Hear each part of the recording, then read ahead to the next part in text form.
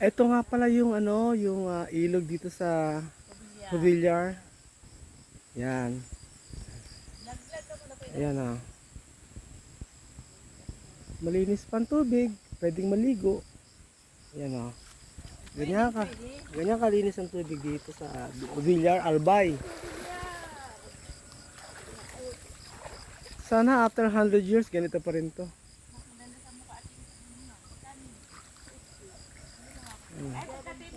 And it's me! Yee!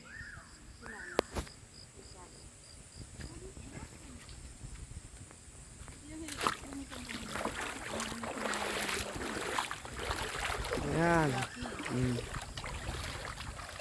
Siyempre, pagod na. Malayo yung ano mo. Buti mo si Joma. Walang problema kay Joma. Oo. Walang kaya. Kasi papuntang ano. Marami pang nyog. Papuntang Bicol. Wala problem.